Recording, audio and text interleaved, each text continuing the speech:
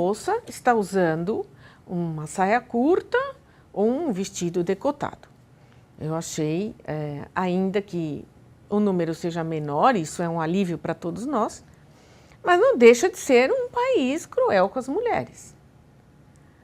É preciso refletir, e até a presidenta da República, Dilma Rousseff, ela se manifestou a esse respeito, e várias autoridades também se colocaram diante dessa pesquisa, contrariamente a essa mentalidade, deixando claro que o Brasil precisa mudar determinados padrões de comportamento. E eu sempre achei, caro Dr. Rui, que o Brasil é um país muito violento de maneira geral. Nós temos uma criminalidade, como você falou ainda há pouco, galopante. Cada dia aumenta mais as condutas de crime contra o patrimônio, principalmente, mas também outros tipos de crime, como o homicídio, que nem sempre se referem a um latrocínio, não é?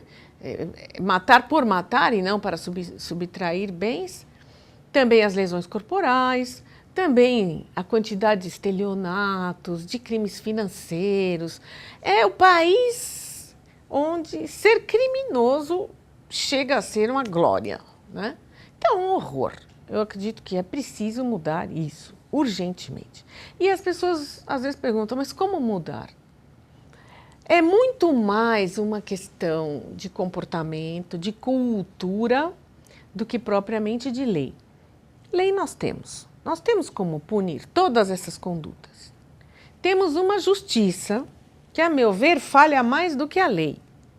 Uma polícia que também não dá conta de socorrer todos os casos, porque os casos se multiplicam e o efetivo da polícia é sempre o mesmo há vários anos. Então, nós temos que fazer um trabalho nas escolas, nós temos que mudar essa mentalidade, a mentalidade da agressão, a mentalidade do desrespeito. Nós temos que acabar com os preconceitos, que são muitos. O Brasil é um país muito tradicional. Nós, às vezes, quando vemos o carnaval, a gente fala, nossa, quanta liberalidade, olha que beleza, todo mundo livre, todo mundo sambando, sem roupa, não sei o quê. Mas, na verdade, não é isso, né? São só os 4 dias de carnaval, porque depois é o extremo oposto. Nós temos uma repressão forte, nós temos uma sociedade ainda muito patriarcal e uma sociedade que não conseguiu recuperar valores éticos da maior importância. E aí entra a educação, né? Sem Uma dúvida, nossa absoluta a educação. Prioridade. E hoje eu acho que a televisão educa mais do que qualquer escola. Ou deseduca também. Na mesma medida. E o ideal seria que os programas de televisão se preocupassem em dar bons exemplos. Uma novela, por exemplo, de grande repercussão, ela pode fazer uma transformação social muito maior do que muitas palestras, do que várias universidades, né? Mostrando ali para milhões de pessoas como é que se faz, como é que a gente se comporta. Mas não é isso que a gente vê. Porque como os jornais, se você torcer, sai sangue, que só tem notícia ruim e crime bárbaro. Aí isso dá ibope, isso dá leitura. Então as pessoas continuam priorizando as notícias ruins e a televisão, talvez para chamar público, continua também mostrando cenas de agressão, cenas de violência, cenas de mau caratismo, falta de ética. Aí no final dá um jeitinho e tal, e acaba punindo de forma direta ou indiretamente aquele personagem que fez papel de vilão. Mas todo aquele exemplo dado durante vários dias, em minisséries, novelas, filmes, tudo aquilo não consegue ser desfeito lá naquele finalzinho no qual o sujeito não se dá muito bem, às vezes até se dá bem. Então, se não forem os meios de comunicação de massa, inclusive a internet, a nos ajudar a recuperar a decência nesse país, eu não sei como nós iremos fazer.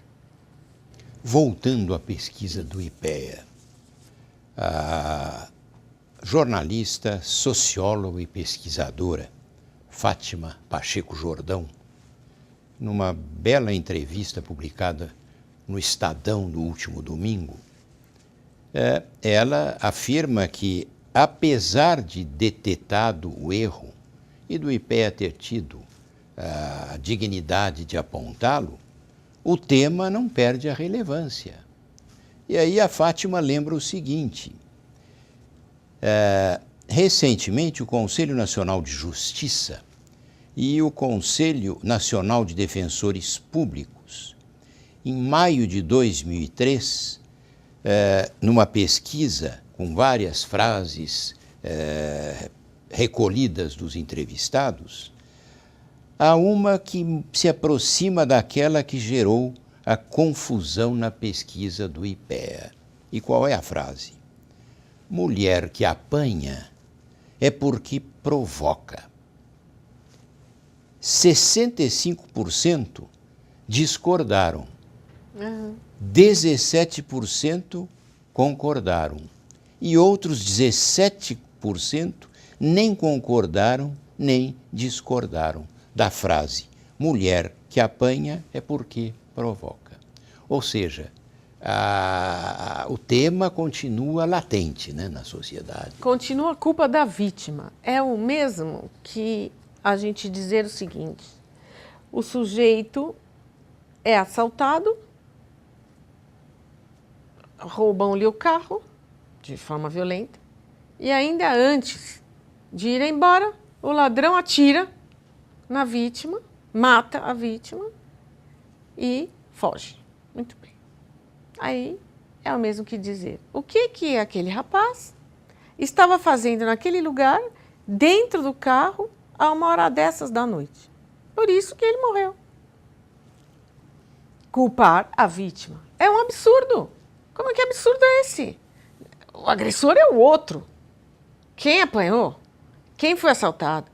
Quem foi violado nos seus direitos? Não tem culpa, não. A culpa é do outro. Mas eu vejo esse comportamento na nossa sociedade em várias situações. Então a moça foi estuprada, fala, mas ela estava na rua, sozinha, às 11 horas da noite. E ela não tem direito de andar na rua? O outro que tem o direito de estuprar? Então, com licença, o que é isso? E já ouvi isso até uma vez em que eu fui vítima de um furto. Eu estava dentro de um ônibus, viajando com o meu filho. Meu filho tinha 2 anos de idade na época. Hoje ele já é pai, né? É o pai do meu netinho. E advogado. E advogado. Então faz tempo. E estava viajando e coloquei uma frasqueira do lado. Eu tinha ido com ele a um casamento no interior. E o meu filho muito agitado, até hoje agitado, não fica parado, eu desesperada correndo atrás dele dentro do ônibus. Alguém subtraiu a minha frasqueira, né?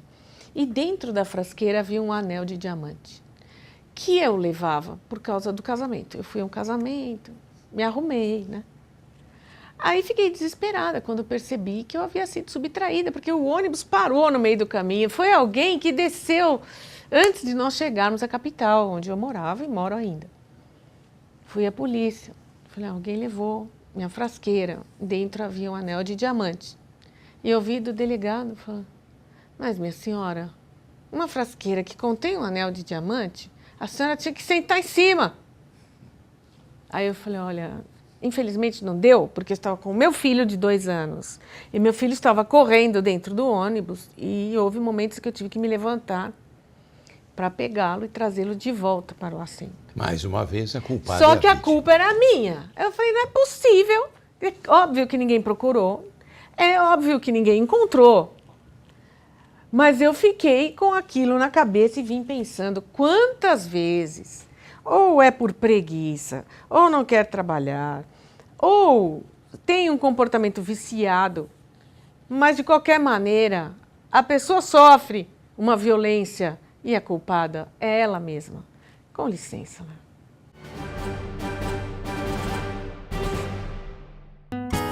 Sabe o que é brá? Bolinho de mãe é brá. foto juntinho. É Brá. Ser radical. É Brá. Fim de tarde. É Brá. Férias com os primos. É Brá. Brá é o que é bom. É o que deixa a sua vida mais vida. Brá é o que todo mundo quer. Bradesco. Tudo de Brá pra você. Poxa, pai, o quinto filho. Legal, né? Eu não sei, no salário. Mas não se preocupa não que eu vou te ajudar. Com o CIEE, estagiários e aprendizes ganham remuneração que ajuda a complementar a renda da família e aplicam na prática o que aprenderam na escola. Assim, ao se formarem, são profissionais competentes. Estágio no CIE é assim, né?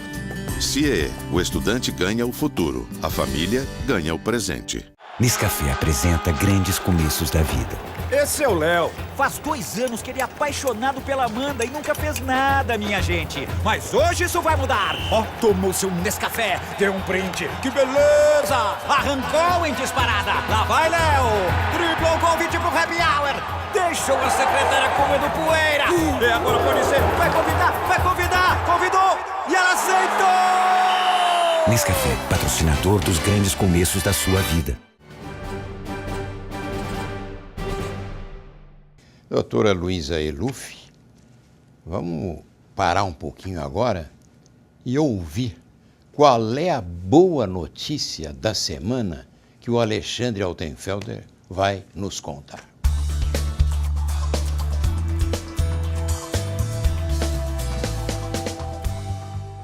Cientistas americanos anunciaram nesta semana que algumas pessoas paraplégicas estão conseguindo movimentar as suas pernas com estímulos.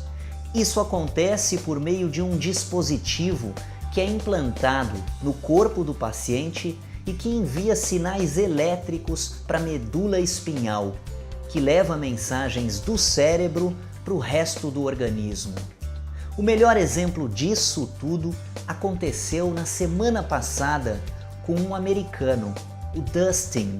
Ele sofreu há 3 anos um gravíssimo acidente de carro, uma lesão muito séria na coluna, e chegou a ouvir dos seus médicos que nunca mais iria conseguir movimentar as suas pernas. Muito triste para alguém ouvir isso dos médicos, pois não é isso o que está acontecendo com o Dustin. Ele consegue movimentar as suas pernas e semana passada conseguiu sentar-se sozinho sem a ajuda de ninguém. Isso porque ele já tem esse dispositivo implantado no seu corpo. Quando o dispositivo está desligado, o Dustin não consegue realizar esses movimentos. Ele simplesmente desaba na cama. Essa é sem dúvida mais uma grande vitória da medicina. Uma esperança para todas aquelas pessoas paraplégicas e por isso essa não poderia deixar de ser a boa notícia desta semana. Semana que vem eu volto selecionando mais uma boa notícia para elevar a sua e a nossa autoestima. Portanto, fique ligado e até lá!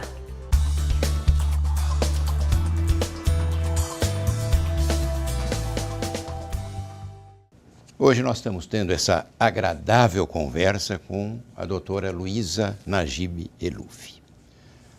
A doutora Luísa foi a primeira pessoa a escrever livros jurídicos sobre crimes sexuais e passionais sob a ótica feminina. Eu lembro aqui de alguns dos seus livros, A Paixão no Banco dos Réus, em que a senhora aborda aí casos famosos como Ângela Diniz, Eliane de Gramont, Daniela Pérez, Sandra Gomide. É autora também do livro Crimes contra os Costumes e Assédio Sexual. É autora de um famoso livro sobre o caso Euclides da Cunha, com o título Matar ou Morrer.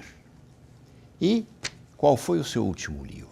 Meu último livro chama-se Um Homem Livre e Outros Contos. Eu lancei o ano passado e é um livro de contos. Eu me propus a uma incursão pela literatura é uma coisa leve, porque eu cansei de sangue, crimes, que é a minha especialidade. E eu espero que, se os nossos telespectadores se interessarem, procurem esse livro na RG Editores, que vende diretamente ao consumidor. Eu sei que a Livraria Cultura tinha Um Homem Livre e Outros Contos. Muito bom. Vamos falar agora, doutora Luísa, sobre outro tema importante que também foi abordado pela Fátima Pacheco Jordão nessa entrevista do Estadão. Aliás, quero deixar aqui meus cumprimentos para Fátima Pacheco Jordão, uma grande jornalista e uma grande mulher. Sem dúvida. A Fátima colocou o outro lado da moeda, do estupro da mulher. Foi perguntado a ela, é sabido que um acusado de estupro corre grande risco de ser violentado na cadeia. O que leva a sociedade a aceitar isso? Sede de vingança? Olha, eu vou lhe dizer uma coisa, eu não sei se isso ainda é regra nos presídios. Antigamente, era assim, quer dizer, o sujeito praticava um estupro, daí era estuprado também na prisão. Hoje eu não sei, porque eu acho que a ética, os padrões, estão tão deteriorados que, sabe, um estuprador, qual a diferença desse para um latrocida, para um homicida em série? Eu não vejo, eu não acho muito isso, mas acho que é uma desculpa para praticar mais violência. Em relação, novamente, ao problema do estupro para uma mulher, quais as consequências para a mulher? Ah, gravíssimas. Um estupro é devastador, não há dúvida nenhuma. E muitas vezes eu acho, conversando com as pessoas, que as pessoas não têm noção do tamanho dessa violência. E isso, durante as discussões na reforma do Código Penal, eu percebi que alguns colegas não conseguiam acompanhar meu raciocínio com relação à gravidade do estupro. E houve um deles até que ficou bravo, gritou. Eu falei, será que você vai ter que ser estuprado para entender o que é um estupro?